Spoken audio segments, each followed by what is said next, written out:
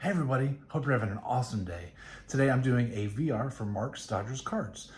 He is asking to see our favorite team cards from our favorite set. I really wanted to show off my 62s. I just got this Dave Goosty back, and I love TTMing. I love this set so much. I'm so glad that I have added this to my to-do list. I have a long way to go to make this set, but I'm having such a good time making it. I set myself back a little bit because all the gentlemen in this set that will sign through the mail, I take my cards and I send it to them. And so at the front of my binder, I actually have a set of all of my TTM'd cards so far. I don't have a lot of Texas Rangers cards. The Rangers were my favorite, and they did not exist in 1962. So I guess I could show you Washington Senators cards, but I'm just going to show you some of my favorite cards. And actually, the autographed cards are my favorite. I think they're absolutely wonderful. I enjoy them so much. This is such a great set. I just love the wood grain. I love the story behind these gentlemen. I don't have anything bad to say except condition on these sets is super sensitive. Modern cards are just looking for 9s and 10s, and you'll never find it in these. They just get a little rough. This Vern Law card looks amazing. Can you see it? I mean, he smacked it. We have his Cy Young, World Series champ, comeback player of the year, Lou Gehrig Award, 2-time All-Star. What a cool card. Anthony, my buddy Anthony, hooked me up with this one. He met Mr. Stowe and got it signed and then gave it to me. That was so generous of you to do that. What I do is when I get cards from other people, I will write on the back of it like I did on this one. So I always remember where I got it from. Bobby Shantz also smacked some of these. This one's the best one, 62 AL MVP, 8 Golden Gloves, and it says three-time All-Star. Super awesome. Bobby Richardson, one of my favorites. He's got beautiful handwriting, and he was part of a legendary Yankees team. I love it. I mean, what is there not to like about this set? So these are all my TTMs. And then as soon as that ends, we get to the actual set building, which, isn't the best. What I do with my sets, if you've ever seen me do it before, is when I have cards that I would like to replace, I put them upside down. If you think of a flag, when you put it out, if it's upside down, that means you're in distress. This is my indicator quickly, without even really having to look at it. If it's upside down, I know that is a card that is just a placeholder card that I will want to replace at some point. Because the set is so condition sensitive, I don't ding it so much for the corners. Some of the corners are a little rougher than others, but what I do ding it on, what would make me turn it upside down like this card, is if it has any like stains on it, if it has any writing on the back, like this one has a stain on it. So I think I can find a better card. Hopefully that wouldn't be too expensive. And most of the cards that I have right now are all commons, but they're not commons. These guys are amazing. But that's why I do it. So if they have any like really bad miscuts, like this has that line there I don't love, I'm sure I can find another one.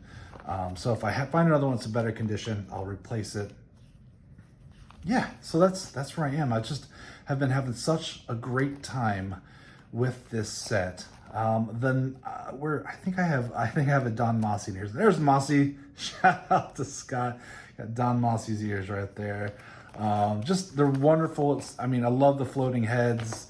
Here's this one. CW gave me this one. Thank you so much. I think that was in one of his binders that he got, and that was in there, and he was nice enough to send it my way. I have another really great card in here from CW as well, Card Wolf. It is the Gaylord Perry rookie card. Here's Babe Ruth, a youngster Babe Ruth right there. That's pretty fun. Anyway, so that's what I'm doing. This is my favorite set. I'm so glad that I started really working on a vintage set, because I had a couple vintage cards here and there, but nothing that I was really necessarily working on. I work on a lot of junk era sets because those aren't junk era to me. Those are the cards that I loved collecting as a youngster.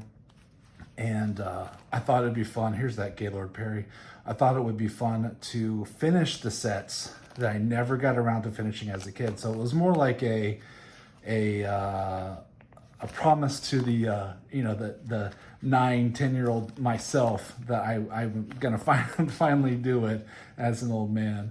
But yeah, this is just, I love it. I love it so much. What I've mostly been doing, although I've picked up several at a card show recently with Stooks, is buying just sets off of eBay, and then trying to fill in, because I have so many needs. Look at that. Look, that is so much fun. Just the action shot, and I love it. I think it's so cool. But filling in as many holes as I can. I mean, the recommendation has been made to me, and I understand fully the reasoning behind it is that I need to really get the big boy cards and then fill in the rest later. And I get that completely. When I look at the Maze and the Mantle and the Hank Aaron, it gives me heartburn. I'm gonna do it. And then also Drew at Clean Cheap Shots made a great recommendation, because I really wanted everything raw. And he said, well, maybe think about getting it already slabbed up and then just putting the slab in my binder. And I was watching Mangini, and Mangini has binder pages that he puts his slabs in. I'm thinking, wow, that might actually be a really simple solution for this. And so maybe I would just do, like, if Mantle was here in this 5 spot, in the 5 hole, I would do everything around it and then put either the Mantle in front of it or behind it. That's my thought. So I like that idea. I think that's an elegant solution to the problem.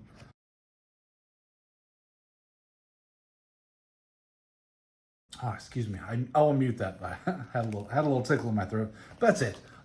In addition to showing off, you see the high numbers, I have basically nothing. Nothing in the high numbers. A couple more cards from CW. Thank you so much. But it's so fun. So it's just a great set. Look, Stooks gave me this one.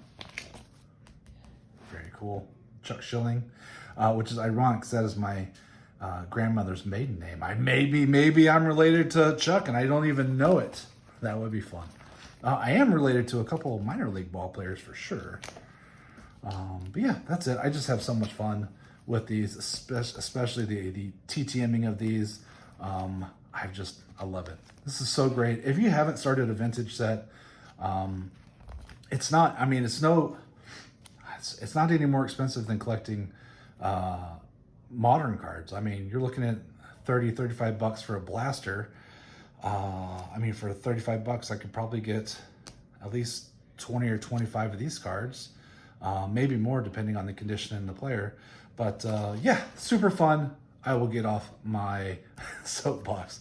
Oh, look at this one right here. No hitter, 9/18/68. And a lot of these gentlemen will answer questions. I like to ask about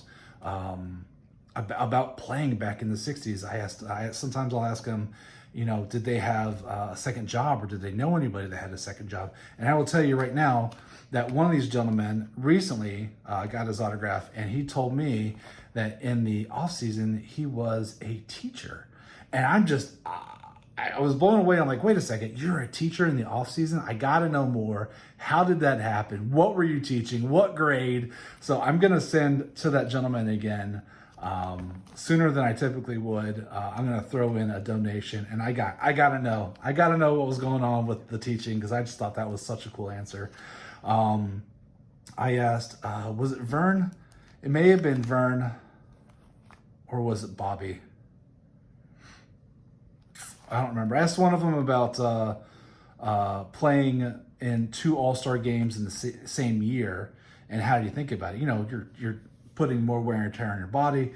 And he said, it was great because it helped earn more money for the Players Association. I was like, oh, well, if you look at it that way, I definitely agree. Right here, it says 1961 AL Rookie of the Year. That's so cool. Okay, anyway, sorry, I could look at these all day and I could just ramble on because I just enjoy it so much.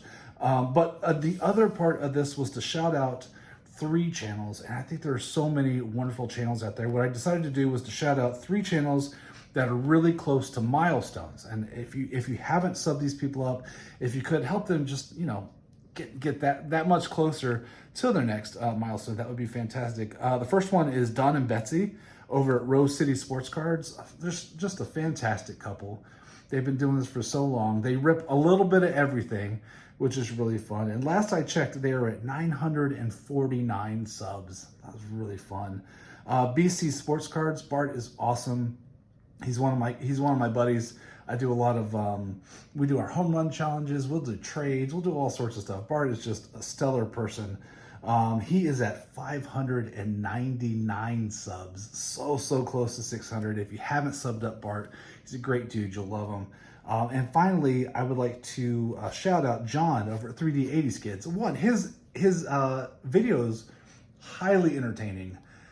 As somebody who really enjoyed the 80s, I love seeing all his clips that he'll work into his videos, and he does such a great job, and he really enjoys the hobby and enjoys the community. Last I checked, he was at 990 subs, so close to that thousand sub threshold. That would be really nice of you if you have the opportunity to go over there and just throw him a couple extra subs. But that's it.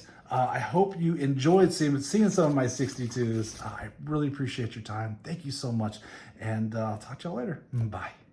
No one's really going to be free until nerd persecution ends.